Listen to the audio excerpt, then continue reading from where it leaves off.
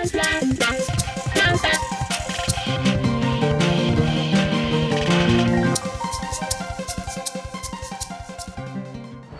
Jane Richardson. Your vote and my vote count. Vote.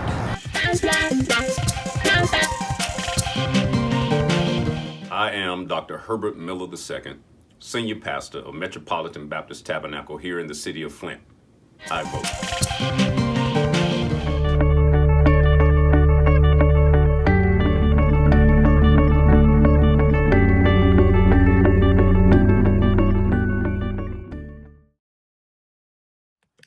Good evening, everyone. I am Jarvis Richardson, and I am your host for Meet the Candidates. And today I'm excited for our guest who is seeking a seat in the 5th Ward of the city of Flint, DeWaun E. Robinson. Mr. Robinson, how are you, sir? Man, I'm doing well, man. I'm glad to be here. Excited to be alive. I just continue want to help uplift this community, man. So I'm all well. Can't complain. Awesome. That's awesome. How are you doing? I'm hanging in there, man. Hanging in there. We doing what we can to try to uplift the community as well. Come on now. Come on, man. That's it, man. That's it and that's all. So can you give us an introduction and a little bit of background about you? Absolutely. So my name is DeWaun E. Robinson. I'm born and raised here in the city of Flint. Started off as an activist during the Flint water crisis. I just wanted to get engaged in the community. I just wanted to be a support. At that time, we was going through a man-made epidemic. And, we just wanted to make sure that the residents at the time wanted to, at least be made whole or hold folks that was responsible, accountable. And so we were on the ground providing water for residents and just doing what we can to push the issue in Lansing to make sure that our youth weren't impacted by it, working in the schools, doing youth programs during school. Of course, some of the things that I've been engaged in, over that course of time, served as, Black Lives Matter president, just really activating and advocating for underserved and disenfranchised people, right, through fighting structural racism, systemic racism, frontlining. And I think that has definitely played a very big part in trying to right the ship. Also served as a Flint Housing Commissioner for 5 years, writing public policy and ensuring that we pretty much took care of the residents that was in our housing sites. We had 8 housing sites we were responsible for, managing millions of dollars to ensure that they had the resources and the upkeep and the maintenance to have a high quality of life, ensuring that we address homelessness, right? Providing those type of stipends, working with HUD to be able to ensure that folks have vouchers and they didn't have, the worries of, nowhere to live. And, I'm also a small business owner here in the city of Flint, Artistic Vision Enterprise. We engage in a lot of different cultural arts events. Some of you might remember Spotlight. You might have been down there a couple of times, Jarvis. We was a bunch of young kids, man, just kind of performing, doing poetry. We had vendors out, man. It was a good partnership with the Greater Flint Art Council just to showcase the art. And, on the political side, man, I've also engaged and assisted with many campaigns, man, over the course of these last 10, 15 years, just helping support, trying to get the right people in position to be able to lead the city. And so I'm always coming from a supportive role, and that's something that's important, right? We always look at ourselves as a servant. When you talk about being engaged and being a part, we are all just, members of this community looking to make it better. Also served as Juneteenth chair, right? Of course, we've been doing Juneteenth, working with many people, many organizations, many folks, right? Just doing, trying to keep this thing, what we call this thing of ours, man, alive and well. It's been going on for 54 years, going on before, I was alive, right? We had the likes of Dr. E. Hill Deloney, Ms. Catherine Blake, Ms. Janice Muhammad, brothers like Paul Heron, just phenomenal people that has been a part of this community. that always, hold true to the values of who we are as people, loving ourselves and understanding, our role in society, understanding we are the original people of this world. That's a very critical thing, especially with Black people. You have to understand that, man. You have to love yourself. You have to love the skin you in. So those are some values that hold true deep to me, man. I live by a sense of value system, a code of ethics and principles, man, that continue to keep guiding us. And so that's how we continue to be better every day. So just a member here from the city, trying to help make a difference, stepping up where I can, where I'm needed. Um, that's kind of how I see this thing, man. And just appreciate all the people, all the time that I spent here, all the things that I've learned, even to the positions that we're doing now. Um, helping with the peer recovery coach, serve as a licensed clinician here in Genesee, Jackson, and Washington County, and just assisting keeping families together. Right? I'm big on families. I'm a single father too as well. So I have a daughter that's 16, and my son turned 18 today. So man, they have been a part of this growth and this transition. And I'm still wild myself, man. To have an 18-year-old son, man, is definitely prolific. But that's what make me who I guess I am, today. So let me ask you, what inspired you to run for Flint City Council, and why do you believe that now is the right time for your leadership? Because I've been on a grassroots level for a long time. I've been definitely in the thick of things, and if you understand the heart of this community, you understand what people are saying. We have been dealing with a traumatic experience for quite some time, and what has been unfortunate is because we put our trust in elected leadership. You expect them to do the work, and we expect them to represent for us as constituents, which is the role and responsibility. But always understand the powers with the people. The people have to design, and people have to continue, not only just vote, but they have to be a part of the planning. And so those are some of the things. Those are some things I hold true to. So, with me being engaged and assisting with many campaigns, me um, understanding and I guess being at the low level, if you will, right? Just doing the work because that's what we committed to doing. It's our time to step up. We can ask and we can hope and we can pray, without any action, nothing will prevail. So this is my way of, I guess, saying like, what, I'm doing my part and to be able to step up in the neighborhood in the Fifth Ward, which I have known all my life. Right, my family has. I grew up, the family house is on Newell Street, right behind Christ Fellowship. So I've seen the transitions of when my grandparents came up here from Edwards, Mississippi, to move here on Newell, and every one of our family members, the Crowders, the Babies, had a house on Newell. Growing up on that block in a neighborhood with everybody that grew up with to this day, seeing what's going on, and right now it has, I guess, it has digressed in a way that is concerning. So for me to be able to say, okay, well, I definitely want to make sure that I can help and assist in the ways that I can. Why not? Right? Why not step up? Why not step up to the plate? Why not be a part of the progress? Why not take the concerns of the citizens, not only in that neighborhood or in that area, but for the community, and represent with colleagues, right, who believe in the same vision to move Flint forward. That's what energizes, and I think this is a collective role. And for one, I really necessarily, I'm okay with always working from the back end. I'm always okay with being behind the scenes. Sometimes, things and people and positions, um, catapult you or put you or, need you to play a role and play a spot. So for me, that's just, that's what it came down to. I think it was something that, the neighborhood and folks were saying, hey, listen, I think it'd be something good for you to step up and just, give it a shot, right? Kind of understand, some of the plight of the city. That's the type of energy that needs to be on city council, but then also operate in a way that, we function and we productive, efficient, and we effective. And, that's what I like, from the perspective over here. That's what we like to see, not only in the Fifth Ward, but throughout the city of Flint. What are the duties of the city council? So some of the duties, of course, man, is, one of the main things is passing the budget. So you have to definitely ensure that We do want to have another year of passing the budget, ensuring that things are being allocated and the buckets that's going to make this city a success, ensuring that those dollars are going to make sense, right?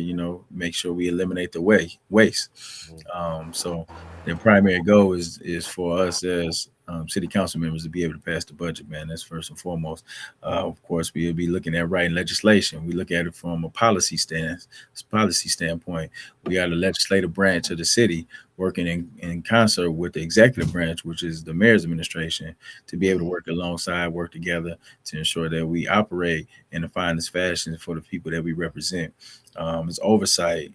Of course, we provide oversight, right? It's like the board, right? We will be the board. The mayor would be the executive director. And so ensuring that, our residents, not only in our ward, but things are being moved. The city is growing. The city is bringing business, bringing opportunity, allocating resources, not only into those different departments, but ensuring that it's reaching the neighborhood. And then being a liaison for constituent service, right? You get a lot of calls from people who are in your neighborhood who have issues, whether it be in streetlights, blight, abandoned properties, potholes, all the things that we hear on a day-to-day basis. You're responsible to be able to take those concerns, but put some action behind it, whether it be in point them in the right direction or necessarily getting the work done yourself. And so those is what a city council person is, responsible for and what is expected to do. And then always remember that you work for the people who put you in office. It's not about, you and your ideas and concepts. You might have some ideas and concepts, like we may have some ideas and concepts that we want to see and want to do.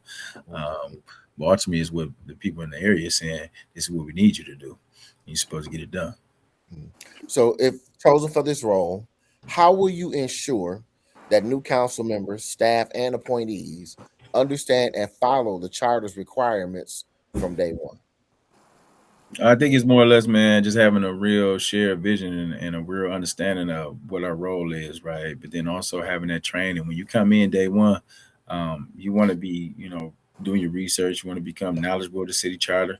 You want to understand its ins and outs.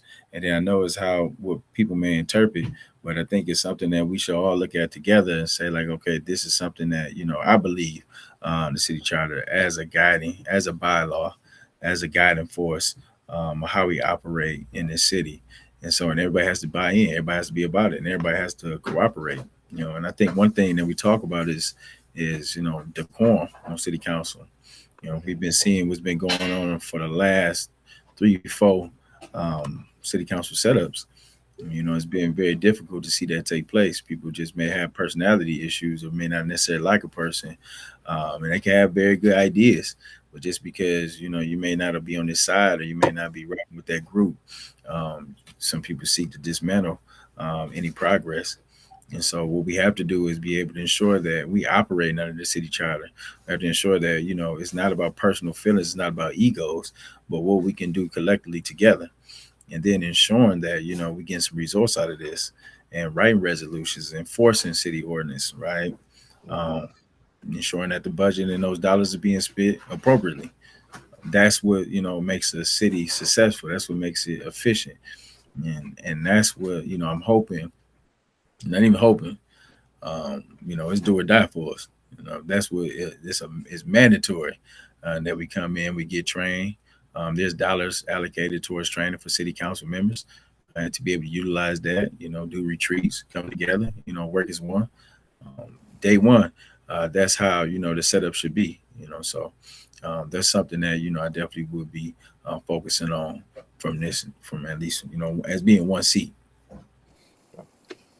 What is your understanding of the charter's requirements for transparency and public access to information, and how will you ensure its compliance? Yeah, absolutely, man. So the city charter is available online, so you can be able to read it and you'll be able to get understanding. It's of course how local government works. We went through a city charter review, and to be able to put these things in place for us to be able to follow.